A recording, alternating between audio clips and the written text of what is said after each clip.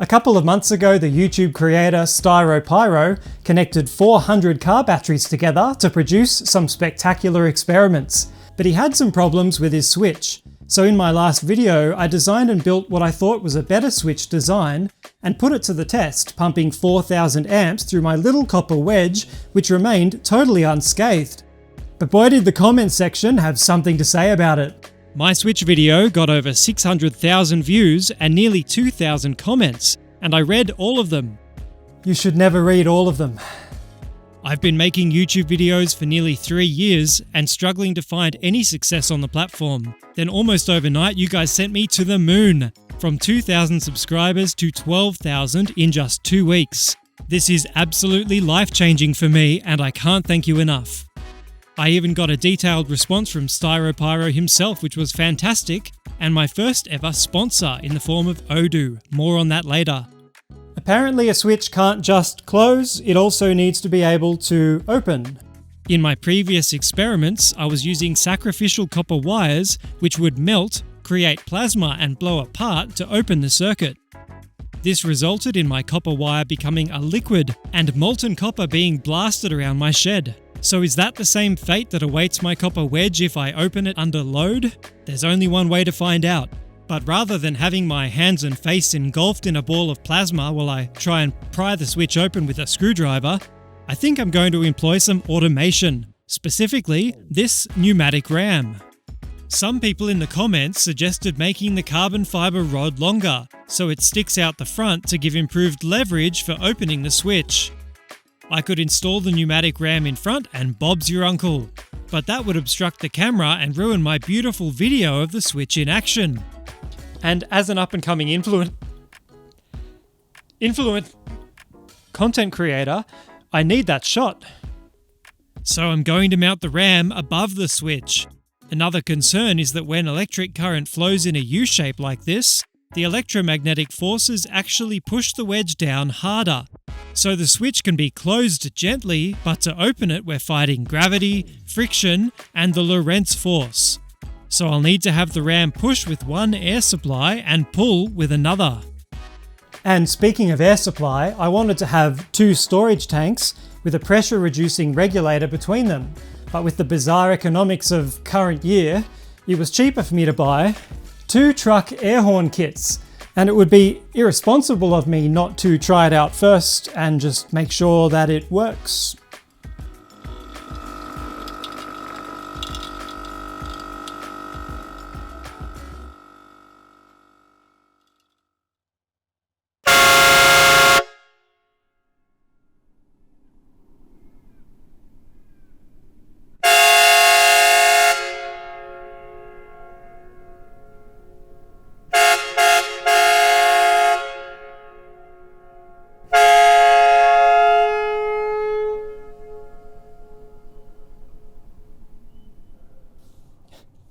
Don't mind the sunlight trying to creep across my desk. My shed doesn't actually have a 4th wall, which is how I'm able to speak to you. I should do some work.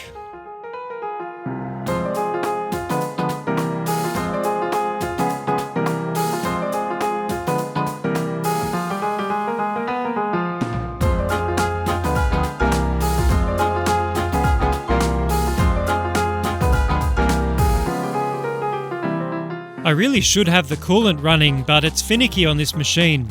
But if you play with it just right, there we go.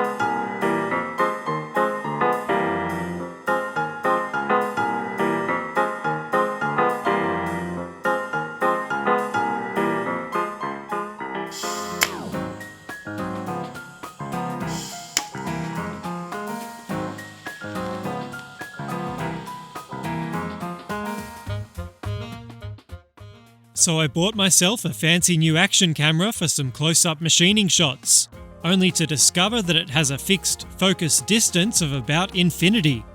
So I ordered a very fancy close-up lens adapter that will help with future videos. Here I'm making a split shaft to mount the pneumatic ram, and to demonstrate my machining prowess, let's observe the concentricity when the two halves are joined together. Actually, let's not.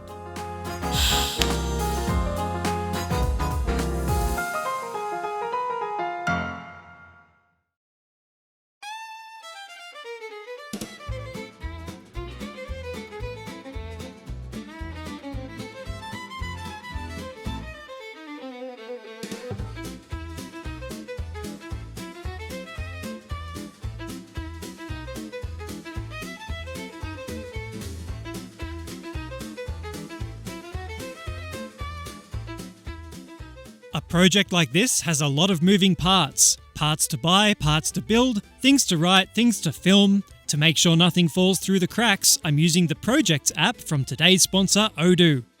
Odoo is an all-in-one business management software with a suite of applications for your CRM, invoicing, e-commerce, project management, accounting, and everything else your business could need. Just create a project. Let me know if you guys might like to see any of these.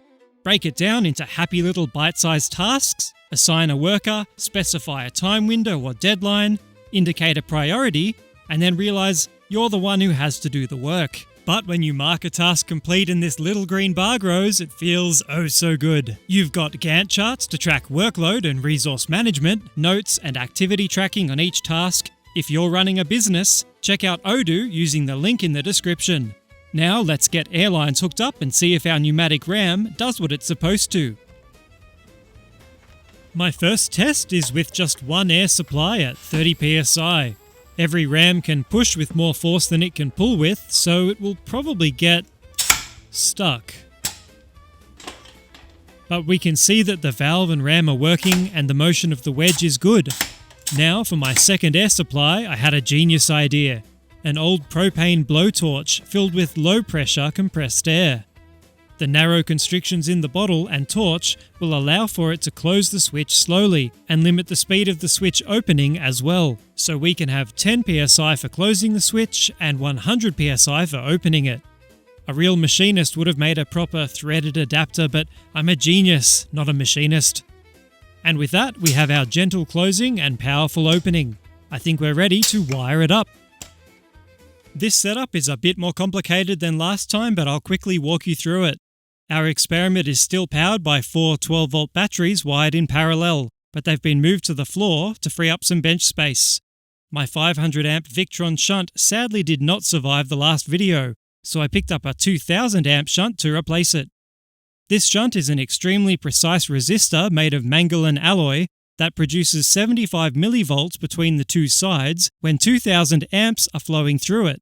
If we measure the voltage across the shunt, we can calculate the current that's flowing in our circuit. I'm using an INA 138 amplifier which will boost the shunt voltage by a factor of 20 before it can be read by our ESP32 microcontroller. This will allow it to operate the solenoid valve and open the switch if the current through the circuit exceeds a particular value, either immediately or after a delay period of my choosing. I also added a toggle switch for me to command the closing or opening of the switch. To test it out and calibrate it, I've got the most power-hungry appliance I could find, a 2000 watt inverter powering a 1500 watt electric heater. Our first test is to see if the switch opens automatically when any current is detected. So with 60 psi opening pressure, 15 psi closing pressure, let's give it a go. So let's see what happens if we turn the inverter on. There you go. So as soon as we turned the inverter on, it tripped the switch. If we set the threshold a bit higher, we can have it allow some current to flow before tripping. Everything seems to be doing what it's supposed to, so let's try opening the switch with the heater at full power.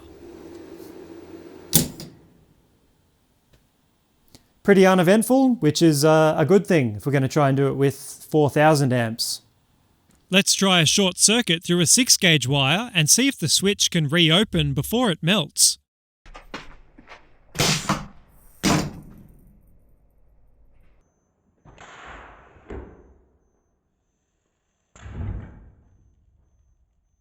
Our fuse wire got mighty hot, but that switch opened just in time to save it, though there was a bit of plasma that did leave some small but deep craters in the copper wedge and contacts.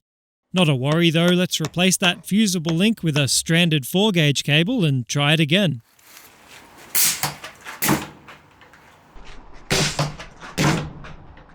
I love how you can see the parallel conductors attracting each other here while the current is flowing. Also a bit more plasma on the wedge, but so far it hasn't stopped working. Now I'm trying a longer 4-gauge cable.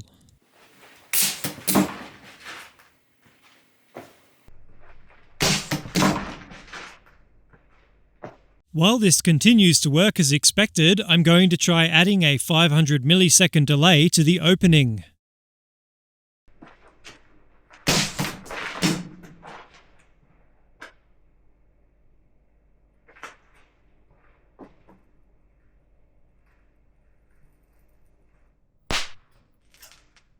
That was not 500 milliseconds, and I can see on the laptop that it was trying to open the switch, though unsuccessfully.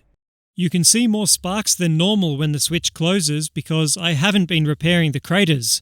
At 500 milliseconds the RAM pulls but the wedge does not lift and our 4-gauge cable eventually melts.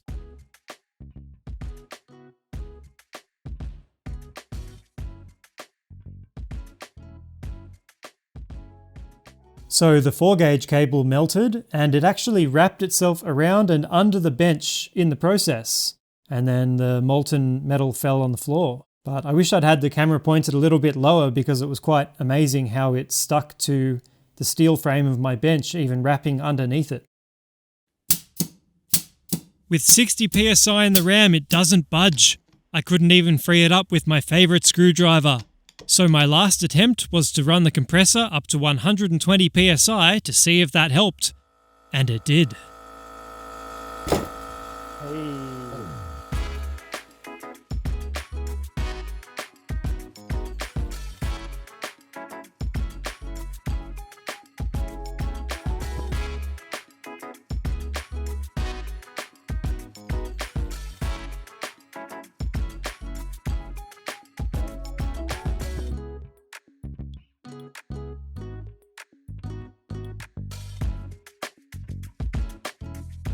Alright ladies and gentlemen, it's time for our final experiment. I have here my homemade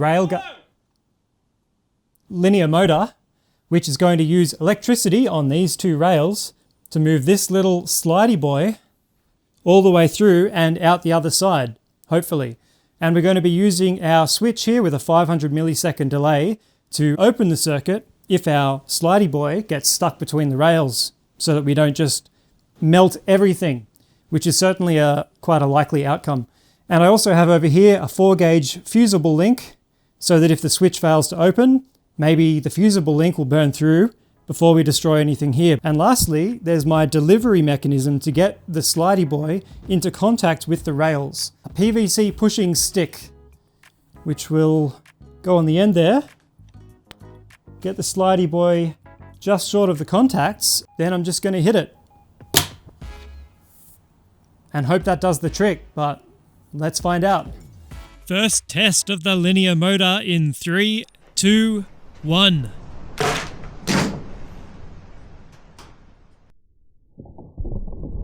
Well, it made some sparks, but didn't get any further than I pushed it. The switch opened as intended to stop the meltdown. But we still had a lot of arcing and sparking that left craters in the rails, and a slidey boy that probably won't come out without a full disassembly. So I'd say that just about brings this project to a close. Our pneumatic RAM running at 120 psi was fault-free, which was fantastic. It was very reliable in the end. Our rail linear motor didn't work so well. The little slidey boy got stuck in there, but there's a lot of variables in those designs. You've got to have the right contact pressure and voltage and current. I just took a stab in the dark and it didn't work, but maybe that's a project to come back to in the future. But for one last hurrah, let's see if we can melt a 2-gauge cable. That's 35 square millimeters.